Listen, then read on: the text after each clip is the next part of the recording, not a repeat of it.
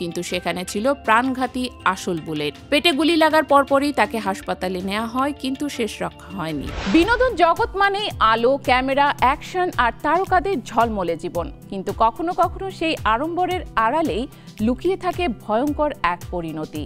অনেক তারকার জীবনের শেষ দৃশ্য রেকর্ড হয় শুটিং সেটে, ক্যামেরার সামনে নয় বরং বাস্তবে নির্মমতায়। কেউ ছিলেন প্রস্তুতির মাঝে, কেউ ক্যামেরার সামনে দাঁড়িয়ে, আবার কেউ ফিরছিলেন ব্যস্ত শিডিউল সেরে, আর ঠিক সেই সময়েই তারা ঝরে পড়েন।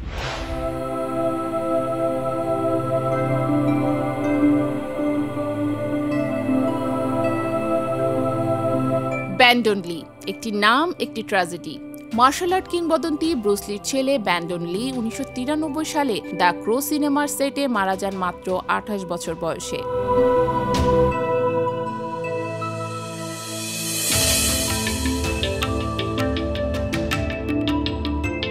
শুটিং চলাকালীন একটি বন্দুকে থাকার কথা ছিল খালি গুলি, কিন্তু সেখানে ছিল প্রাণঘাতী আসল বুলেট। পেটে গুলি লাগার পরপরই তাকে হাসপাতালে নেওয়া হয়, কিন্তু শেষ রক্ষা হয়নি। তার মৃত্যু ছিল এতটাই অপ্রত্যাশিত যে সিনেমার শেষ অংশে তার জায়গায় ব্যবহার করা হয় ডাবল ও ভিজুয়াল এফেক্ট। আজও প্রশ্ন রয়ে গেছে, কে বা কারা সেই বন্দুকে গুলি রাখল।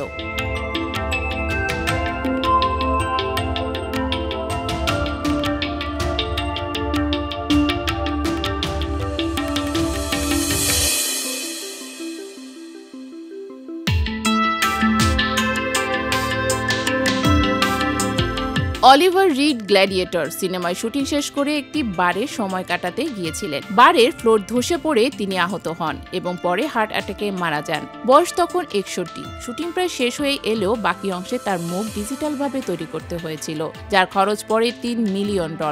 সেই সিনেমায় পরে $187 মিলিয়ন আয় করে এবং অস্কার জিতে নেয়।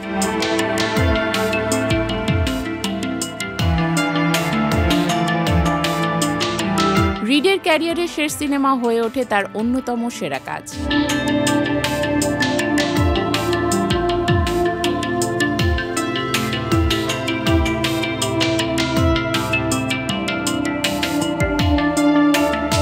রিভার ফনিক্স, মাত্র 23 বছর বয়সেই থেমে যায় এই প্রতিভাবান তরুণের পথ চলা। ডার্ক ব্লাড সিনেমার শুটিং শেষে বন্ধুদের সঙ্গে নাইট ক্লাবে যান। সেখানেই ভক্তদের ঘেরাও আর প্রবল উত্তেজনার মধ্যে শুরু হয় খিঁচুনি। দ্রুত হাসপাতালে নেওয়া হলেও তাকে বাঁচানো যায়নি। ময়নাতদন্তে জানা যায় একাধিক মাদকদ্রব্য গ্রহণই ছিল মৃত্যুর কারণ।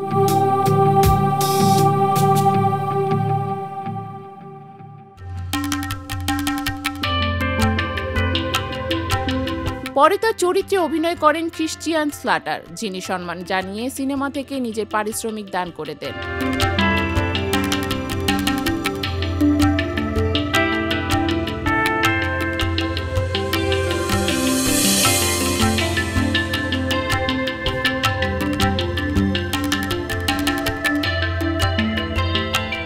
মেরিলিন মনরো হলিউডের স্বর্ণযুগের সবচেয়ে আলোচিত অভিনেত্রীদের একজন। 1962 সালের 4 আগস্ট তার মৃত্যু হয় লস অ্যাঞ্জেলেসে ঘুমের ওষুধের অতিরিক্ত সেবনের। যদিও এটি আত্মহত্যা ছিল না দুর্ঘটনা, তা নিয়ে আজও বিতর্ক রয়েছে।